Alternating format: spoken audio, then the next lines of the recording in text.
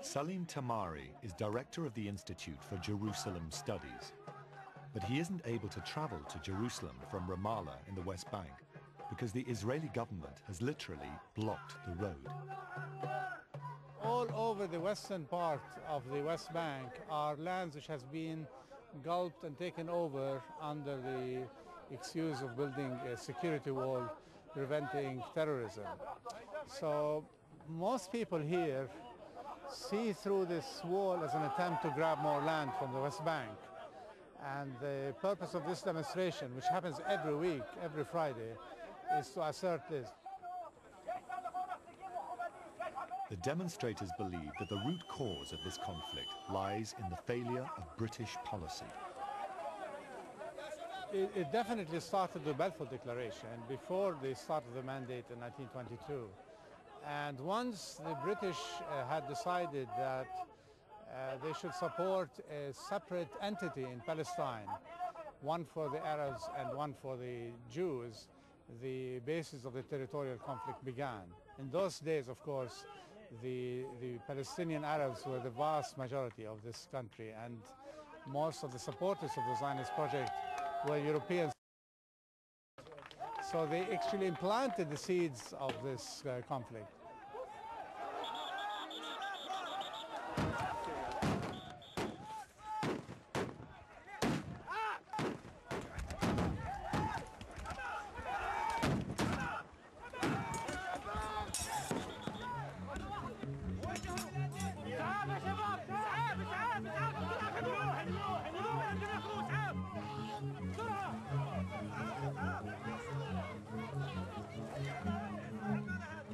Today, Britain's imperial history in Palestine continues to be exploited by enemies of the West. Following World War I, which ended more than 83 years ago, the entire Islamic world has fallen under the Crusader banners. They divided the whole world, and Palestine was occupied by the British. Since then, our brothers and sons have been badly tortured in Palestine. We aren't really terrorists in the way they want to define the term. This is a reaction from young men against the violations of the British government.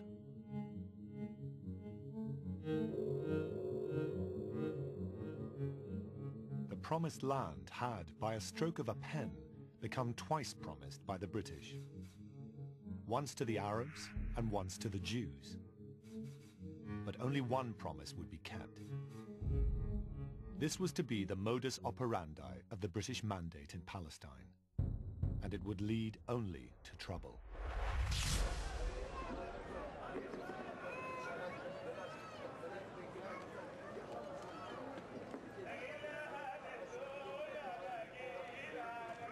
The intractable difficulties faced by the British trying to reconcile Jewish and Muslim interests are symbolized here, the Western or Wailing Wall in Jerusalem.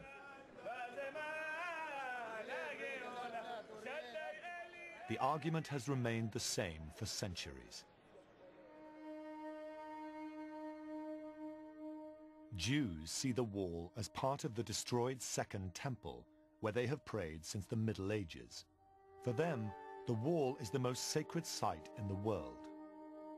Muslims see it as the place where the Prophet Muhammad tied his horse before setting off on his night journey to heaven.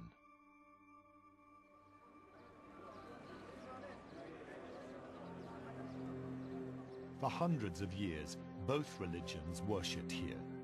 But in 1929, an argument about access to the wall spilled over into violence.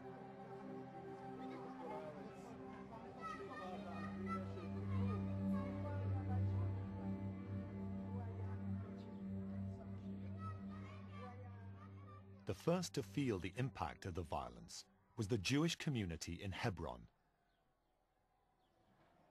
Today, the Jews who live here are closely protected by the Israeli Defense Force and cut off from their Arab neighbors.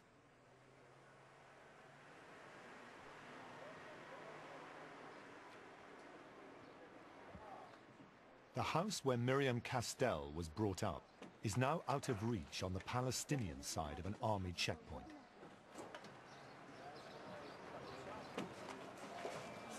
It's exactly my house. In front, in front. It's exactly my house in my left hand.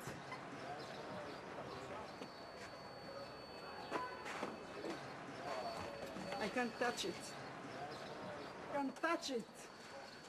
Oh, sorry. The community is divided now, but when Miriam was 4 years old, Jews and Arabs lived side by side. ופה למטה היה סנדלר יהודי. It was a shoemaker. Shoemaker. חייט יהודי. A tailor.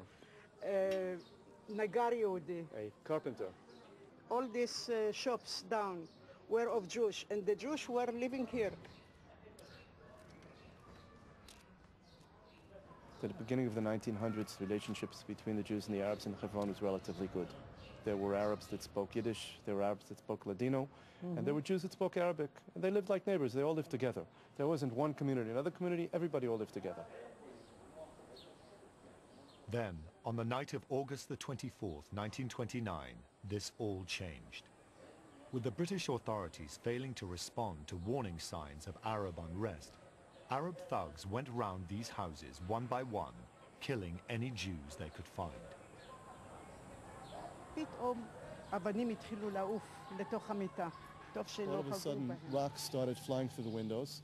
She said it's a miracle that nobody was hurt. So the mother took her and her baby brother and pushed them under the bed, Under the on the bed to floor, be so that hidden, they would be yes. hidden and they wouldn't be אחר harmed. כך בא אבא שלי ודוד שלי, ותכף... The family basically split up, and then she went with her uncle to a warehouse and they hid, and her father and her mother and her brother went to another place and they also hid.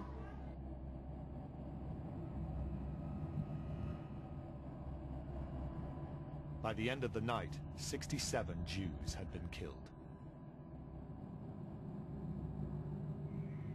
When they were walking in the Jewish quarter, an Arab came in front of them עם חרב, The sword. with a sword, a big sword, and my mother said, that's all, we are finished.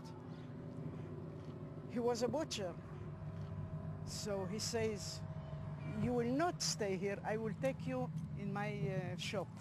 So he took us and hid us inside the shop. Inside the shop were the meats, איפה שהפגרים היו תלויים Where שם. all of the meat was all hanging.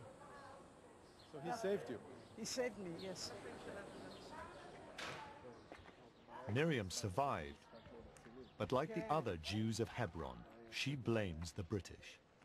מאיזה שנה אתה פה? It's very, very clear that the British had an agenda. And we know that they cultivated relationships with the Arabs. We know that they closed their eyes and ignored, not only in the 1920s, but later in the 1940s, the same thing happened again and again, where Jews were attacked and the British closed their eyes. And, Yes, they closed. and unfortunately, they had a tremendous amount of responsibility as then the sovereign power here that was supposed to, of course, take care of law and order.